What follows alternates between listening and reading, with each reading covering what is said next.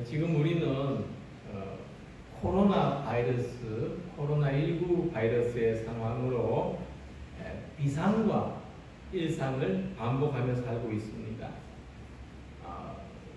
가까스로 감염을 통제하고 일상을 회복하는가 싶더니 다시 서울과 경기 지역에서 집단적인 감염이 발생하는 바람에 또 비상사태를 맞이하고 있습니다.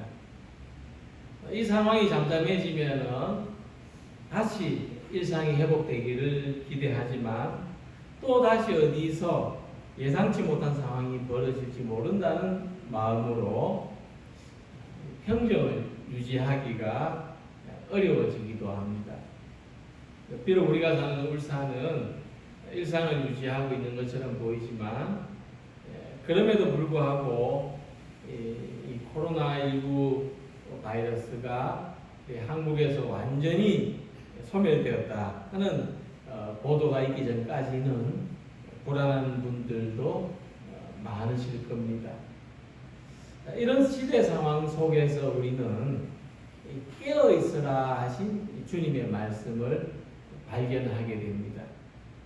이 말씀은 언제 있을지 모르는 종말과 심판을 대비하고 있으라는 말씀인데 위급하고 비상적인 상황이 닥쳐오더라도 일상에서 대비를 잘하고 있으면 깨어 있으면 아무 염려할 것이 없다는 주님의 위로의 말씀이기도 한 것입니다. 예수님은 지금 우리 앞에 비일상적인 상황, 비상사태가 다가오더라도 깨어 있어야 할 것을 말씀하셨습니다. 깨어 있다는 것은 지금의 일상을 충실하게 살아간다는 것을 말합니다. 지금 이 시간에도 한 주 동안에 있었던 일을 생각하거나 어제의 일을 생각하거나 조금 전에 있었던 일을 생각한다든지 또는 아직 일어나지 않은 일, 예배 마치고 해야 될 일, 또 등등 앞으로 다가올 일을 생각하느라고 지금 내가 예배 시간에 앉아 있구나. 또 지금 앞에서 제가 무슨 말을 하고 있는지를 알아차리지 못하고 있다면 깨어있지 않은 것입니다. 잠이 든 사람은 주변에 무슨 일이 일어나는지 모르지 않습니까? 그러니까 지금 이 순간 지금 어떤 일이 일어나고 있는지 지금 무엇을 하고 있는지를 생생하게 알아차리는 것이 깨어있는 것입니다. 예를 들어서 지금 바로 내 옆자리에 포탄이 떨어졌다. 그러면 여러분들은 어떻게 하시겠습니까? 지금 포탄이 떨어졌는데도 어제 부부싸움 했던 일을 생각하거나 또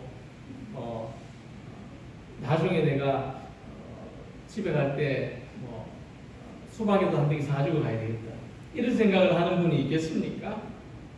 지금 옆에 포탄이 떨어졌다는 것을 우리가 알아차리는 순간 즉시 몸을 숙이거나 안전한 곳으로 대피하는 것이 깨어있는 사람이 취할 모습입니다.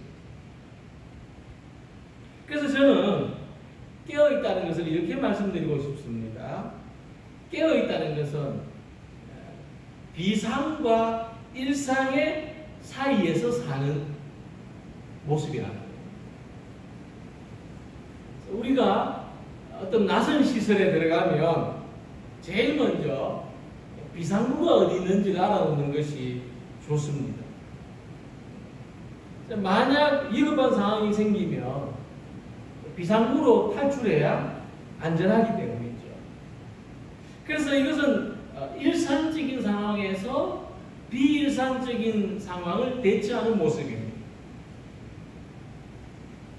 그렇지만 일상에서는 일상의 상황을 유지하는 것이 정상적입니다. 그래서 역설적으로 우리가 일상을 잘 유지하는 것이 비상을 대처하는 지혜로운 방법이라는 것입니다. 자, 그렇다면 우리가 일상에서 어떤 모습으로 살아가야 하는가? 아직 다가오지 않은 종말에 대해서 우리가 어떤 자세를 가져야 되는가? 오늘 함께 읽은 말씀에서 그것을 가르쳐 주고 있습니다. 이 말씀을 함께 생각해 보면서 오늘도 일상과 비일상으로 오가는 이 상황 속에서 주님이 주시는 위로와 평안을 누리는 우리 모든 성도들이 되시기를 소망합니다. 자, 맨 먼저 생각해 볼 것은 양과 염소의 비유입니다. 예수님은 종말의 때에 일어날 모습을 가르쳐 주십니다. 이 종말의 때에는 두 부류의 사람들로 구분될 것인데, 그래서 마치 목자들이 양과 염소를 구분하는 것과 같습니다. 저는 유목하는 사람들을 본 적이 있는데 그들은 양과 염소를 같이 키웁니다. 아주 멀리 떨어져 있는 그 산 중턱에 한 무리의 가축들이 이동을 합니다. 마치 점이 움직이는 것처럼 그렇게 먼 거리입니다. 근데 그곳에서, 그 아스라이 보이는 곳에서 무엇이 양이고 무엇이 염소인지 분간하기가 어려웠습니다. 하지만 유목민들은 그 먼 곳에서도 양과 염소를 구분해내는 것을 봤습니다. 자세히 살펴보면은 양과 염소는 움직임이 다르다는 겁니다. 그러니까 요만하게 보이니까 생긴 걸로는 구분이 안 돼요. 움직임으로 구분합니다. 근데 하물며 바로 눈앞에서 양과 염소를 구분하는 것은 식은 죽 먹기보다 더 쉬운 일이 아니겠습니까? 그 멀리서도 구분이 가능하다면. 자, 예수님께서 종말의 때에 드러나는 두 부류의 사람을 이야기하실 때 하필이면은 양과 염소를 예로 든 것은 그것이 팔레스타인에서 흔한 동물이고 실제로 목자들이 일상적으로 양과 염소를 구분한다는 것 때문입니다. 양은 희고 순하죠. 근데 염소는 좀 검고 거친 특성을 가집니다. 양은 모여다니는 특성이 있지만은 염소는 홀로 다니는 습성이 있습니다. 양은 공격적이지 않지만은 염소는 때로 뿔로 상대를 들이받습니다. 심지어 다른 길로 가다가 이 목자의 짝대기를 맞은 염소는 나중에 목자의 뒤에 와서 들이받는다고 복수를 합니다. 자, 이런 점 때문에 양과 염소는 비슷하게 생겼는데도 같은 우리에 둘 수가 없어요. 그래서 목자들은 양은 양의 우리에, 염소는 염소의 우리에 각각 들여놓는 것입니다.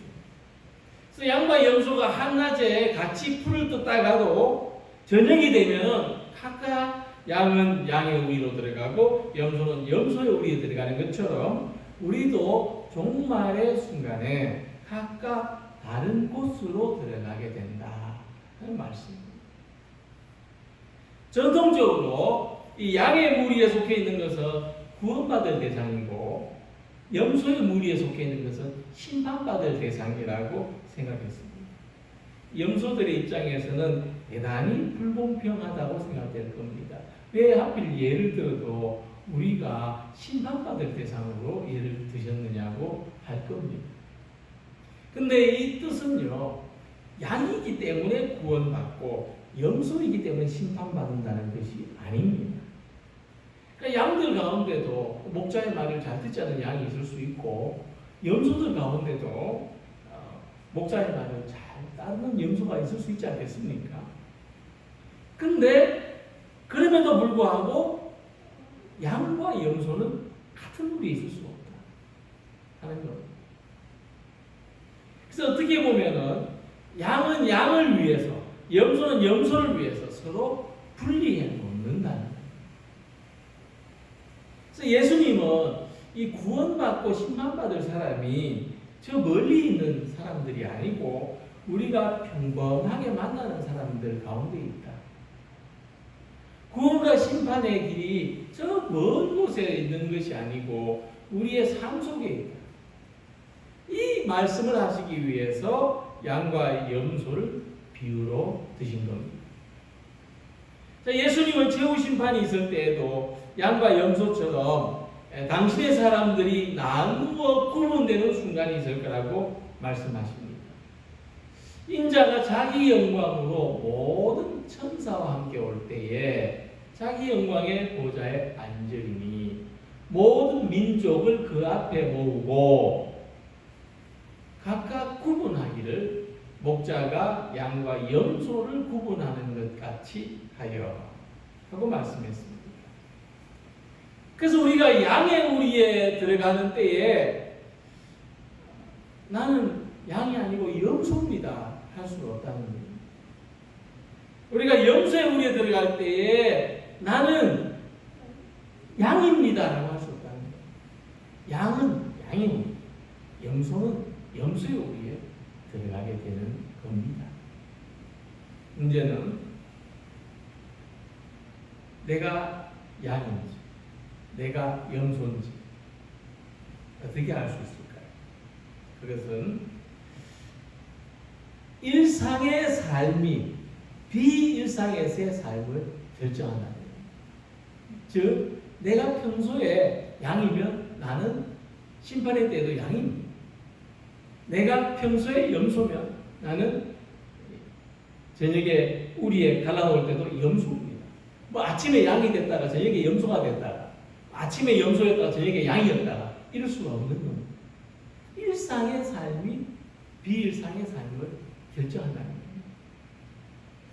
우리가 구원받을 사람이 되거나 심판받을 사람이 되는 것도 일상의 믿음 생활을 통해서 이루어지는 것이지 그때 갑자기 내가 믿음을 가져서 정해질 수 있는 문제는 아니라고 하는 겁니다. 그렇다면 우리는 구원받을 우리에 속해서 구원받을 믿음으로 살아가야 할 것입니다. 언제 종말이 다가온다 하죠. 언제 비상의 상황이 다가온다 하죠. 아, 내가 그때 가서 하지. 내가 기도도 그때 가서 하고 내가 봉사도 그때 가서 하고 내가 신앙생활도 그때 가서 잘하지 할 것이 아니라 일상의 믿음을 잘 유지하면서 살아가야 합니다. 일상에서 믿음하고 일상에서 믿음으로 말하고 행동하는 것이 구원의 길인 것을 압니다. 우리의 날마다 믿음으로 살아가려는 우리 모든 성도들이 되시기를 바랍니다. 자, 그런데 놀랍게도 예수님은 양의 무리인 오른편에 속해 있는 사람들에게 이렇게 말씀합니다. 내 아버지께 복받을 자들이여 나와 창세로부터 너희를 위하여 예비된 나라를 상속받으라. 내가 줄 때 너희가 먹을 것을 주었고 목마를 때에 마시게 하였고 나그네 되었을 때에 영접하였고 헐벗었을 때에 옷을 입혔고 병들었을 때에 돌보았고 옥에 갇혔을 때에 와서 보았느니라. 이렇게 말씀하시는 한편 그럼 염소의 무리 왼편에 있는 사람들에게 이렇게 말씀하십니다. 저주를 받은 자들아 나를 떠나 마귀와 그 사자들을 위하여 예비된 영영한 불에 들어가라. 내가 줄 때 너희가 먹을 것을 주지 아니하였고 목마를 때에 마실 것을 주지 아니하였고 나그네 되었을 때에 영접하지 아니하였고 늙었을 때에 옷 입히지 아니하였고 병들었을 때에 옥에 가셨을 때에 돌보지 아니하였느니라. 자, 자기도 예상하지 못하는 사이에 오른편에 구원받은 편에 속하게 된 사람들도 깜짝 놀랐습니다. 한편 심판받을 왼편에 속하게 된 사람도 깜짝 놀랐습니다. 특히 왼편에 속한 사람들 이렇게 항변했습니다. 주님, 우리가 언제 그랬단 말입니까? 주님이 그런 어려움을 당하시는 것을 봤다면 우리가 어떻게 지나쳤겠습니까? 돈을 구워서라도 대접했겠지요.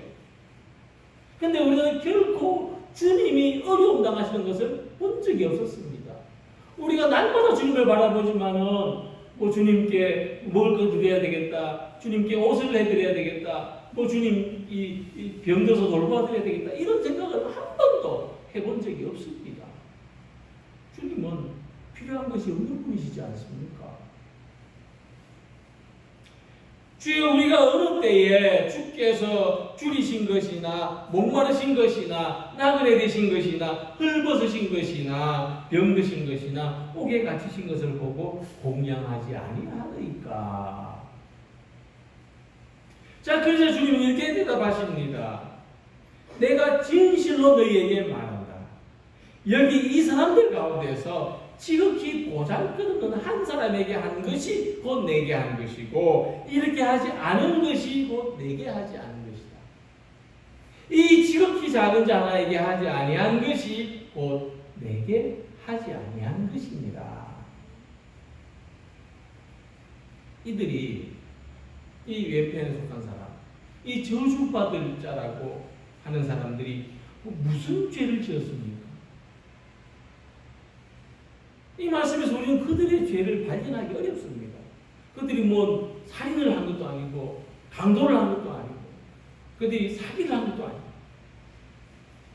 그들은 결코 악을 행하지 않았습니다. 그런데 악을 행하였기 때문에 심판을 받는 것이 아니라는 겁니다. 오히려 선을 행하지 않았기 때문에 심판을 받게 되었다는 것입니다. 자, 이 말씀은 듣는 사람들에게 충격적입니다. 우리 어떻게 생각합니까? 악한 사람 심판받고 선한 사람 상받는다. 근데 악을 행하지 않았기 때문에 나는 심판받지 않을 거라고 안심하지 말라는 말씀입니다.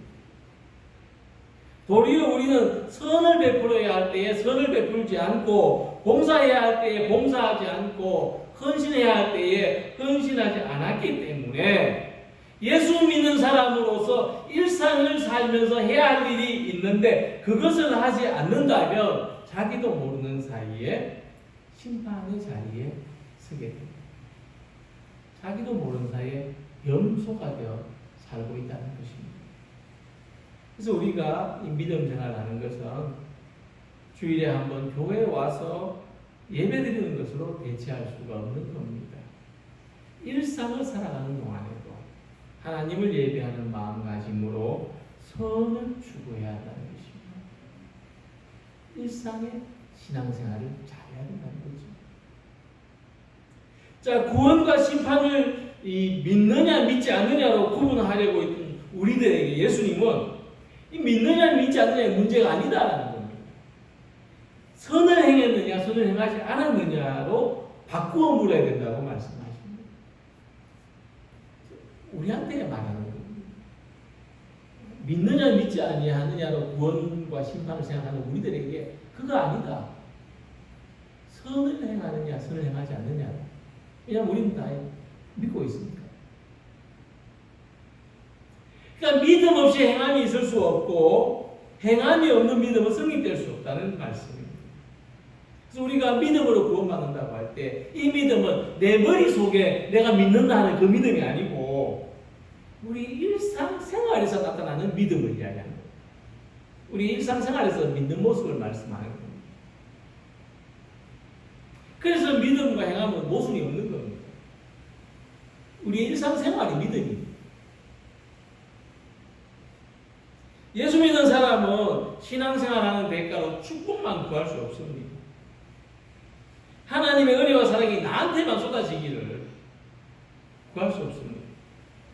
내 삶에도 물론 위로와 사랑이 필요하지만은 내 주변에 있는 사람들과 나누며 살아가는 삶을 살아야지. 나는 저수지가 되겠다. 다른 사람은 시냇물이 되어라. 할 수 없는 것입니다. 그래서 예수 믿는 사람이면 누구든지 세상 속에서, 교회 안에서, 가정에서 필요한 일을 하는 사람이 되어야 됩니다. 특별히 사람들과 관계 속에서 주님 원하시고 주님 기뻐하시는 일을 행해야 됩니다. 선을 행하는 것이 일상이 되어야 합니다. 내 삶이 선을 행하는 삶. 우선 특별하게 선행상을 받을 만한 그런 일을 하는 것이 아니라 내 삶 자체가 선이 돼야 합니다. 그럴 때에 우리는 종말이라고 하는 비일상적인 상황이 다가올지라도 두려움이나 당황함이나 불안함이 없는 신앙인으로 살아가게 되는 것입니다. 그래서 세 번째로 종말은 우리들에게 비일상적인 상황입니다. 우리가 일상적이라는 것은 먹고 자고 시집 보내고 장가 보내고 소를 사고 밭을 사는 이런 것이 우리의 일상적인 모습이라면 종말은 이런 일들을 못하게 되는 이런 일을 멈추게 되는 그런 상황이죠. 한 사람이 맷돌을 갈다가 한 사람이 구원받고 한 사람이 남겨요. 한 사람이 심판을 받고 이런 어떤 비일상적인 모습 전혀 겪어보지 못한 삶이 종말입니다.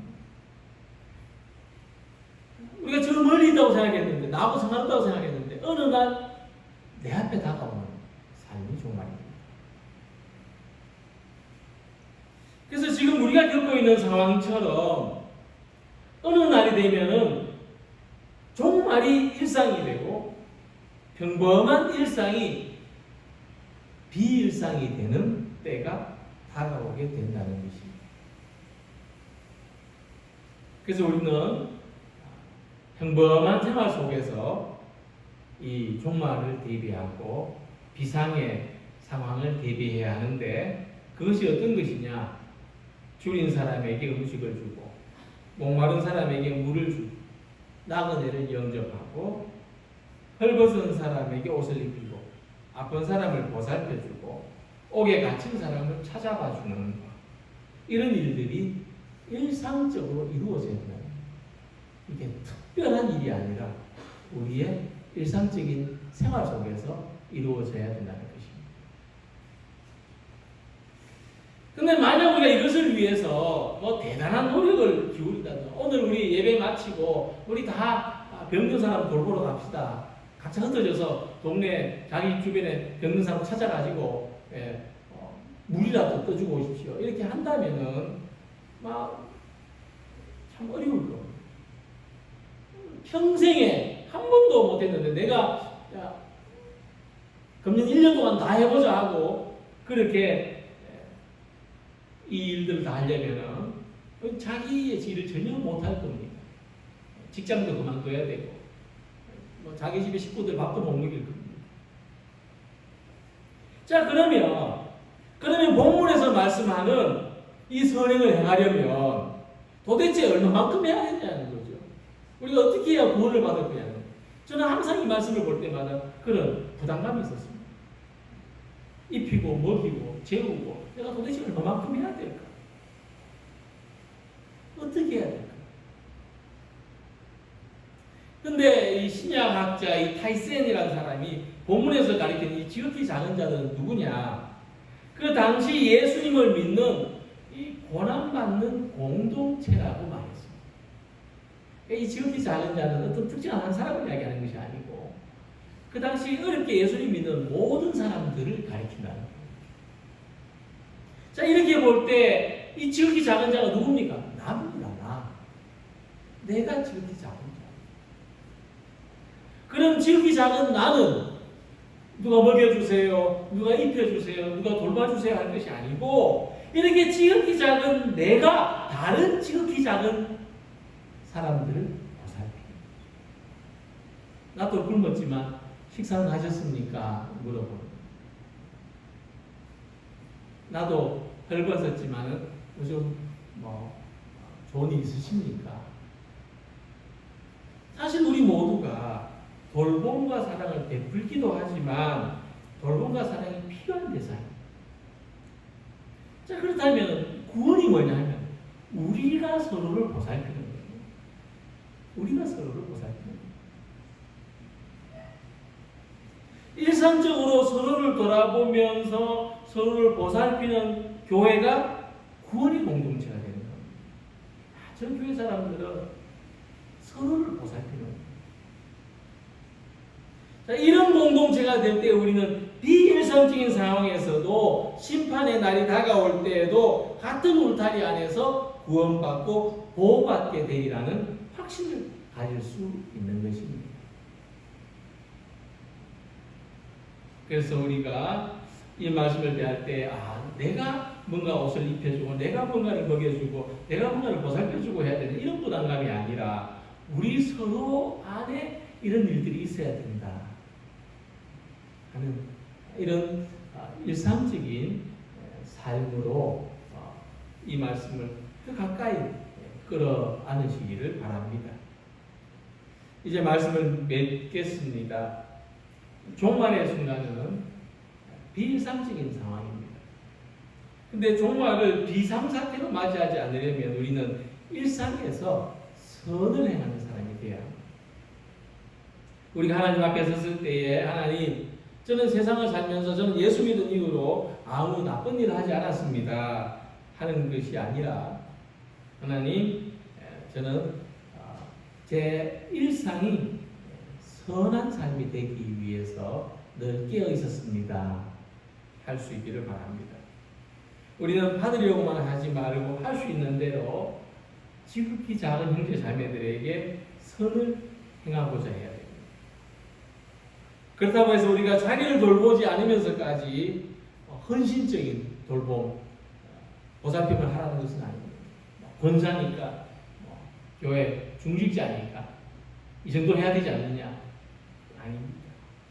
숨을 쉬듯이 편안하고 자연스럽게 할 수 있는 만큼 일상적으로 선을 행하는 사람이 되야 됩니다. 이것이 중요합니다.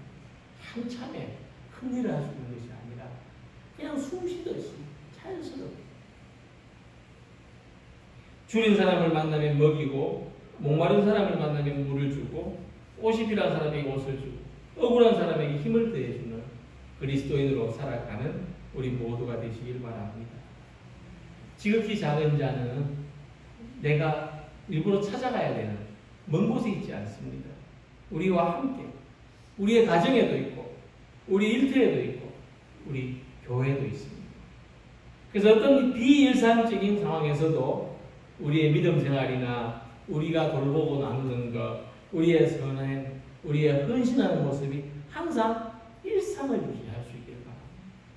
지금과 같은 상황에서도 우리는 항상 일상적인 믿음을 유지하기 위하여 주님 앞에 이 부흥과 회복의 열망을 가지고 신앙생활하는 우리 모두가 되시기를 주님 이름으로 기원합니다. 기도드리겠습니다.